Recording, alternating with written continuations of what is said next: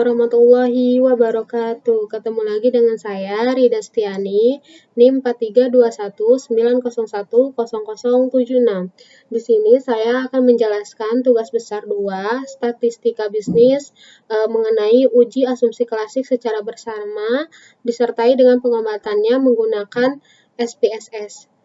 Ditonton videonya sampai selesai ya. Data penelitian yang saya gunakan dalam uji asumsi klasik yaitu dampak rasio keuangan terhadap kebijakan dividen untuk periode tahun 2009 sampai 2019. Nah, variabel independen yang saya gunakan ROA, ROE, PBV, IPS, dan DER. Nah, serta variabel dependen yaitu kebijakan dividen. Nah, uji asumsi klasik ini merupakan persyaratan yang harus dipenuhi pada analisis regresi. Pengujian ini meliputi uji normalitas, multikolonialitas, heteroskedastisitas, serta autokorelasi, di mana dengan kita melakukan uji asumsi klasik ini, kita dapat menentukan bahwa data tersebut dapat berdistribusi normal, tidak terkena multikolonialitas, tidak terkena autokorelasi, maupun heteroskedastisitas. Nah, jadi tujuan dari pengujian ini yaitu untuk memberikan kepastian bahwa persamaan regresi yang didapatkan itu memiliki ketepatan dalam estimasi, tidak bias, dan konsisten. Berikut data yang akan saya gunakan dalam uji asumsi klasik saat ini. Nah, selanjutnya kita input data ke SPSS ya. Kita ke variable view.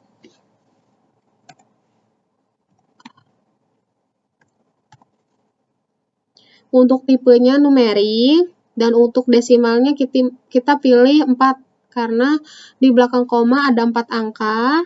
Kita masukin labelnya return on asset. Dan untuk measure-nya kita scale. Selanjutnya kita teruskan sampai bawah, sampai variabel Y. Setelah semuanya dimasukkan, kita ke data view untuk mengkopas data yang ada di Excel ke SPSS. Kita blok, lalu langsung dikopas ke SPSS. Copy, kita paste.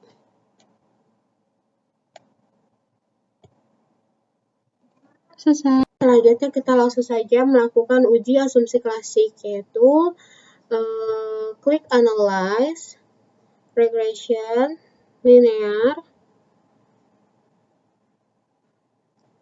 Nah, untuk di dependen kita masukkan kebijakan dividen, karena ini adalah variabel Y atau variabel dependen, dan untuk variabel independennya saya menggunakan 5 variabel independen. Kita masukin ke sini. Lalu selanjutnya kita klik statistik.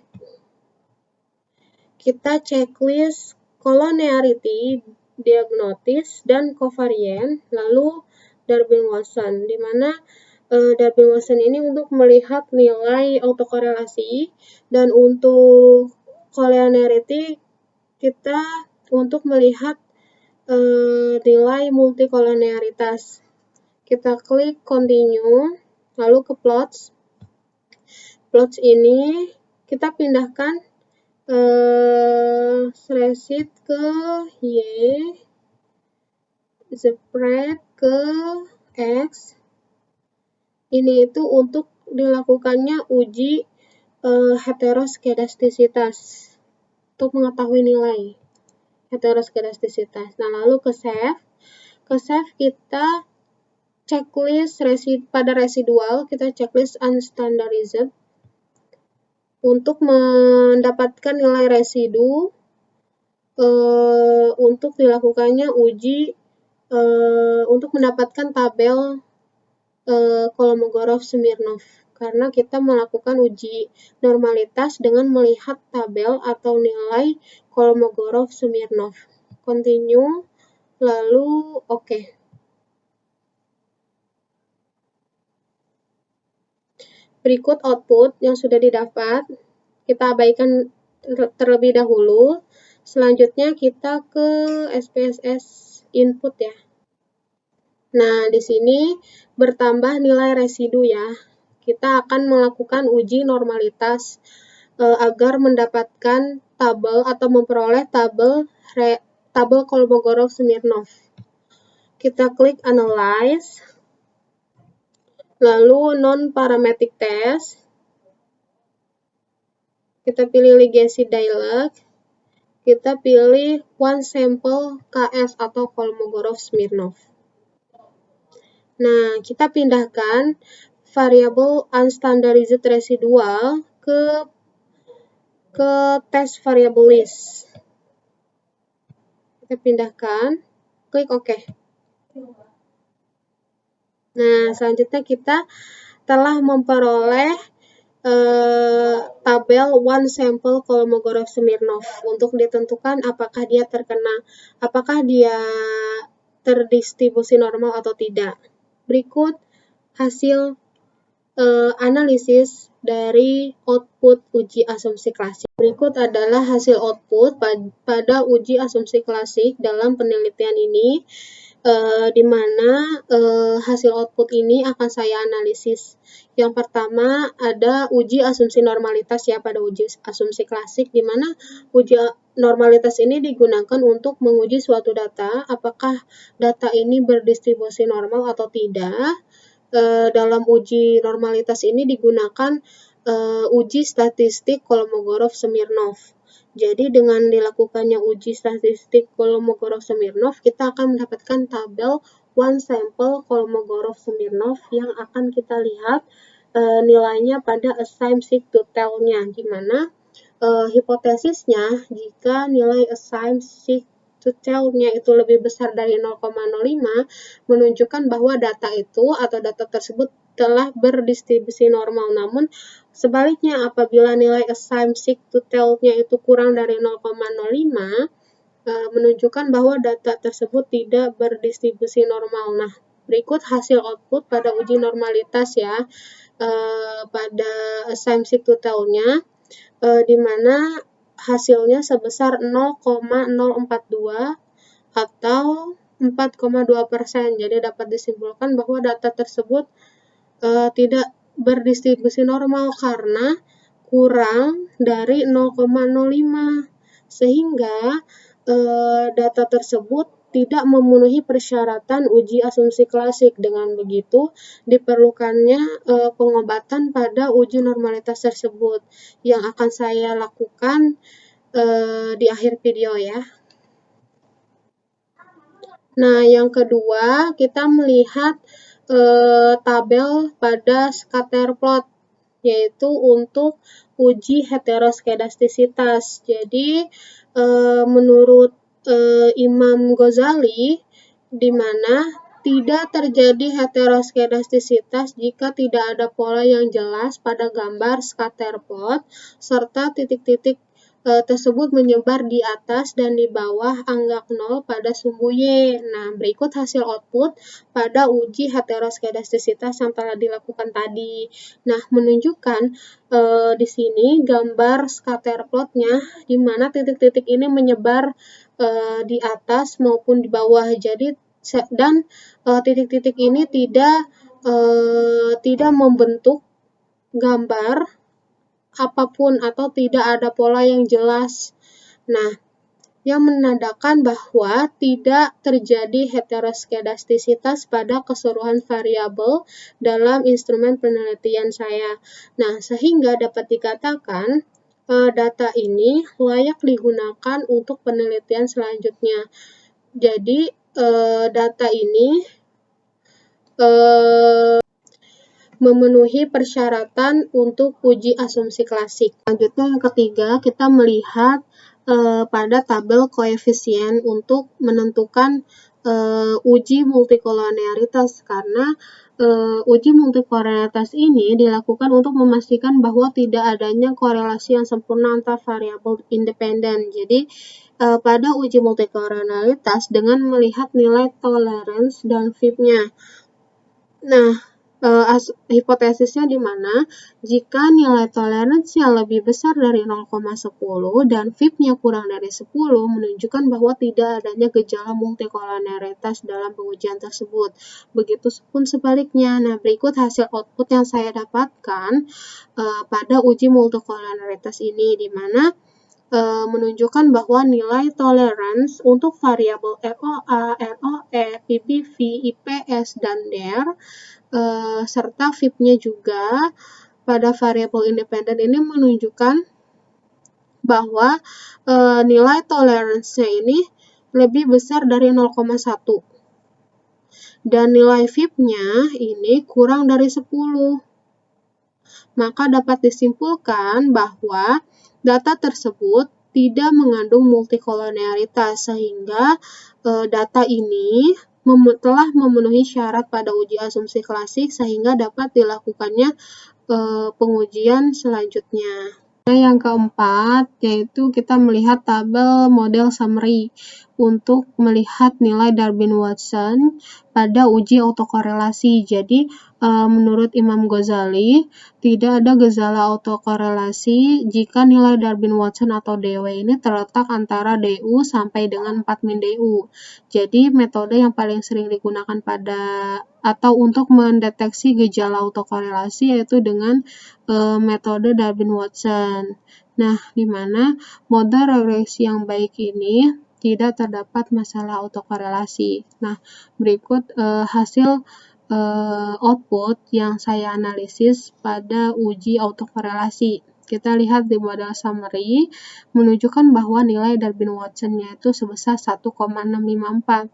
Nah, untuk menentukan bahwa nilai DW-nya itu terletak antara nilai DU sampai dengan 4-DU atau tidak, kita melihatnya pada nilai Darwin-Watson, di mana berikut nilai tabel Darwin-Watson yang saya peroleh dengan signifikansi 0,05 atau 5% serta N-nya 15. Kita lihatnya di mana N-nya 15 karena data yang saya gunakan yaitu sebanyak 15 data 2009 sampai 2023. Terus abis itu datanya yaitu K-nya itu sama dengan 5 atau jumlah variabel independennya. Saya menggunakan 5 variabel independen yang terdiri dari ROA, ROE, PBV, IPS, serta DER. Jadi, dengan melihat tabel Darwin-Watson diperolehlah nilai DL yaitu sebesar 0,5620, sedangkan nilai DU-nya yaitu 2,2198. Nah, jadi dapat diketahui nilai DW-nya tadi 1,654, DU-nya 2,2198, 4-DU-nya di mana dihitung 4 dikurang 2,2198 diperolehlah hasil 1,7802, sehingga dapat diketahui hasilnya di mana DU ini lebih besar dari DW dan DW lebih kecil dari 4-DU. Jadi maka dapat disimpulkan bahwa variabel independen terhadap variabel dependen itu terdapat gejala autokorelasi karena nilai DW tidak terletak antara nilai DU sampai dengan nilai 4-DU karena nilai DU ini lebih besar. Harusnya nilai DU ini lebih kecil dari DW dan nilai DW lebih kecil dari 4-DU. Nah, jadi data tersebut terkena gejala autokorelasi, maka diperlukannya pengobatan data pada uji autokorelasi ini yang akan saya lakukan selanjutnya. Baik, selanjutnya kita masuk ke tahap uji pengobatan data untuk uji normalitas dan uji autokorelasi. Dilakukannya uji pengobatan data agar data tersebut dapat berdistribusi normal dan tidak terdapat gejala autokorelasi. Nah, yang pertama kita melakukan pengobatan data pada uji normalitas terlebih dahulu ya. Di sini saya menggunakan uji transform data dalam bentuk LN. Berikut diawali dengan klik transform. compute variable. Nah, di sini ada target variable dan numeric expression, di mana pada target variable kita ketik ln underscore x1, karena kan kita menggunakan function group function and special variable itu menggunakan ln, jadi biar gampang atau biar mudah di target variabelnya saya memberikan nama ln underscore x1. Lalu di numeric expression kita pilih dulu ke function group, kita klik all, lalu kita pilih ln, cari. Nah, ini ln, kita klik saja. Oke. Setelah itu, kita masukkan X1 terlebih dahulu, di mana X1 ini kan row ya. Kita klik seperti ini, kita pindahkan. Nah, lalu kita klik OK. Nah, setelah itu, di outputnya itu akan muncul kata compute ln X1 execute. Nah, berarti ini udah. Lalu selanjutnya kita lakukan sampai variabel y.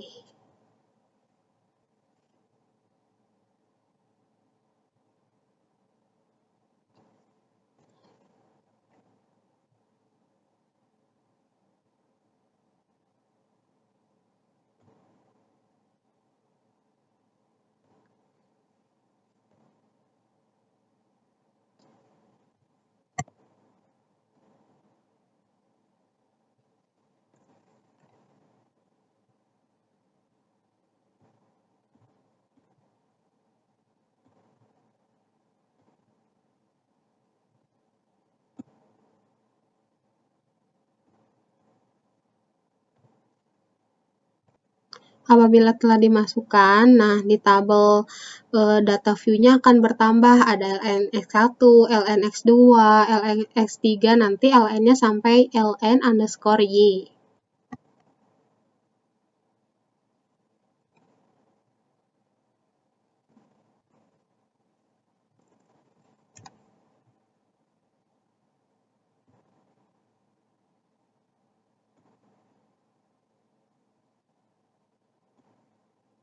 Nah, setelah sampai semuanya selesai, akan berbentuk seperti ini di outputnya, dan di data view-nya akan seperti ini. ln_x1 sampai ln_y.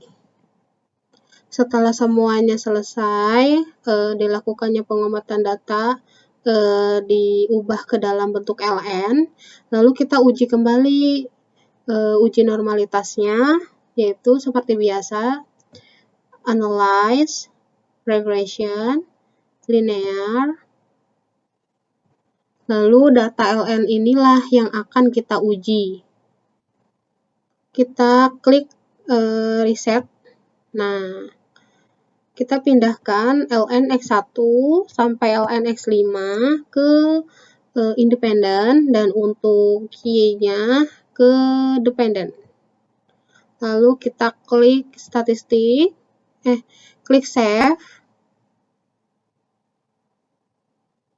Klik save, unstandardized, kita checklist, lalu kita continue.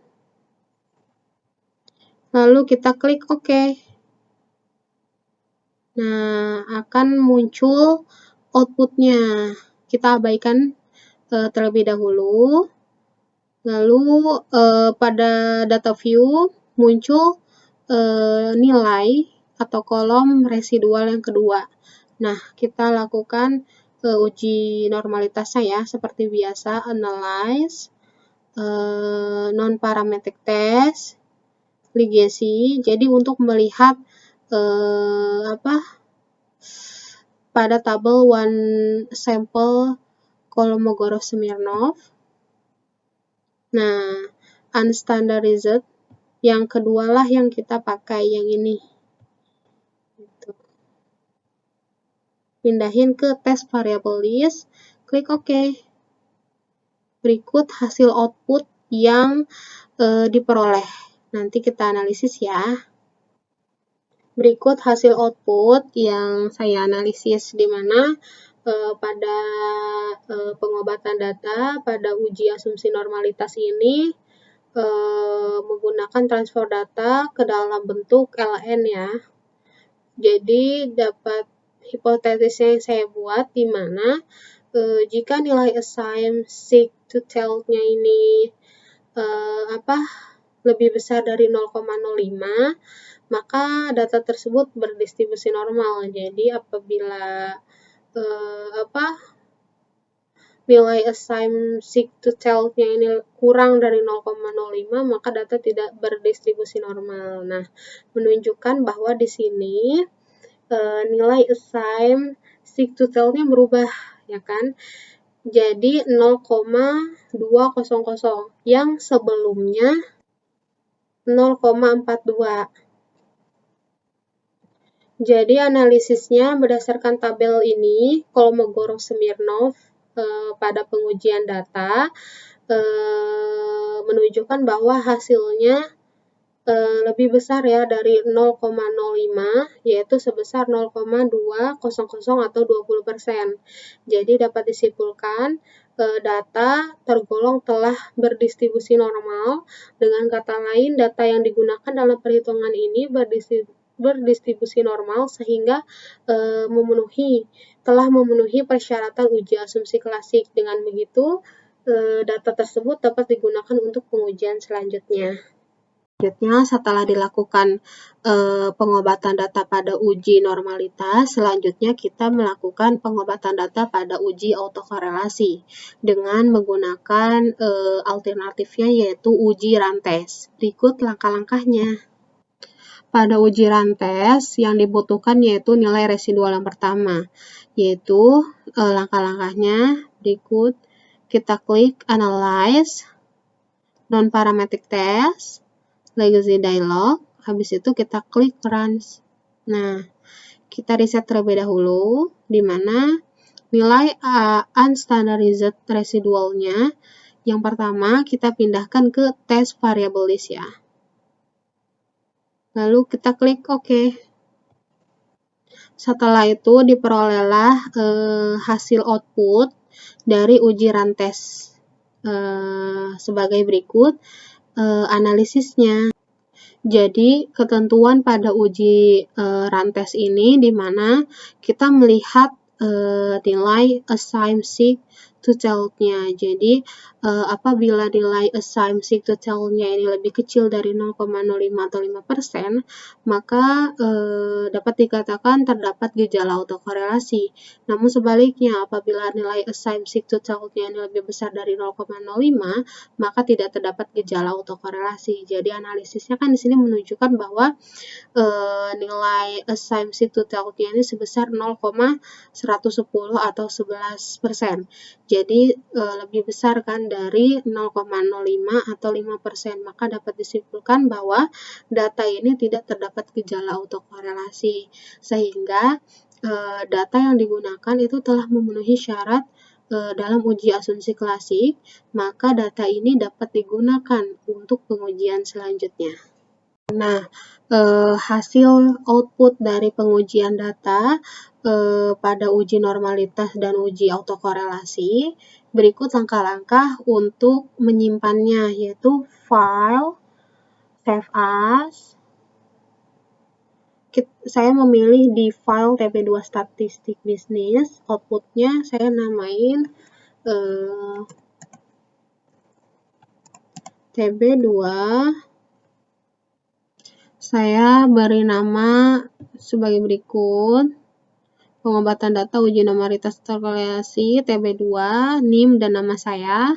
Lalu saya memilih tipenya yaitu SPV ya. Lalu klik Save. Selesai. Demikian penjelasan tugas besar 2 statistika bisnis mengenai uji asumsi klasik dan pengobatannya, disertai dengan analisisnya dengan menggunakan SPSS. Kurang lebihnya mohon maaf. Wassalamualaikum warahmatullahi wabarakatuh.